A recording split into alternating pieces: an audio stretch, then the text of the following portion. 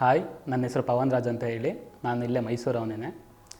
ನಾನು 3 ವರ್ಷದಿಂದ banking ಎಕ್ಸಾಮ್ಸ್ಗೆ prepare ಆಗ್ತಾಯಿದ್ದೀನಿ. ಅದಕ್ಕಿಂತ ಮುಂಚೆ ನಾನು ನವಪ್ರಮತಿ ಇನ್ಸ್ಟಿಟ್ಯೂಷನ್ಗೆ ಬಂದು ಸೇರ್ಕೊಂಡಾಗ UPSCಗೆ ಅಂತ ಅಂದ್ಬಿಟ್ಟು ಓದ್ತಾ ಇದ್ದೆ. ಸೊ UPSC ತುಂಬ ಕಷ್ಟ ಇರೋದ್ರಿಂದ ನಾನು ಬ್ಯಾಂಕಿಂಗ್ಗೆ ಅಂತ ಶಿಫ್ಟ್ ಆದೆ. ಜೊತೆಗೆ ಇಲ್ಲಿ ಬ್ಯಾಂಕಿಂಗ್ ಟೀಚರ್ ನಮ್ಮ ರವಿ ಸರ್ ತುಂಬ ಹೆಲ್ಪ್ ಮಾಡಿದರು. ಅದ್ರ ಜೊತೆಗೆ ನಂದು 3 ವರ್ಷದ ಹಿಂದೆಯೇ ಅಂದರೆ ಪ್ರಿಲಿಮ್ಸ್ ಕ್ಲಿಯರ್ ಮಾಡಿದ್ದೆ, ಮೇನ್ಸ್ ಕ್ಲಿಯರ್ ಆಗಿರಲಿಲ್ಲ.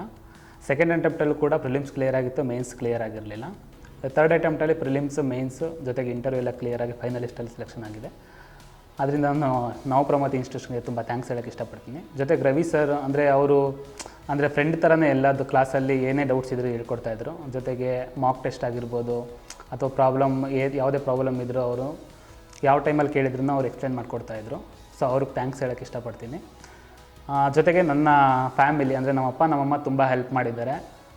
ನನಗೆ ಏಜ್ ಆದ್ರೂ ಕೂಡ ನಿನ್ನ ಕೈಲಿ ಆಗುತ್ತೆ, ಮಾಡ್ತೀಯ ನೀನು ಮಾಡು ಅಂತ ಅಂದ್ಬಿಟ್ಟು ತುಂಬ ಪ್ರಮೋಟ್ ಮಾಡಿದರು ನನ್ನನ್ನು. ನಾನು ಸೆಕೆಂಡ್ ಅಟೆಂಪ್ಟ್ ಆಗಿದ ತಕ್ಷಣ ನನ್ನ ಕೈಲಿ ಇನ್ನು 2ನೇ ಅಟೆಂಪ್ಟ್ ಆಯಿತು. 2ನೇ ಅಟೆಂಪ್ಟಲ್ಲೂ ಸೆಕ್ಷನಲ್ಲಿ ಆಗಲಿಲ್ಲ. ನಂದು ಆಗಲ್ಲ ಅಂತ ಅಂದ್ಕೊಂಡು ನಾನು ಡಿಮೋಟಿವೇಟ್ ಆಗಿದ್ದಾಗ ನಮ್ಮಪ್ಪ ನಮ್ಮಮ್ಮನೇ ತುಂಬಾ ಇನ್ನೊಂದು ಅಟೆಂಪ್ಟ್ ಮಾಡು, ಹಾಗೇ ಆಗುತ್ತೆ ಅಂತ ಅಂದ್ಬಿಟ್ಟು ಕೊಟ್ಟರು. ನನಗೆ ಚಾನ್ಸ್ ಕೊಟ್ಟರು, 1 ವರ್ಷ ಎಕ್ಸ್ಟ್ರಾ ಚಾನ್ಸ್ ಕೊಟ್ಟಿದ್ದಾರೆ.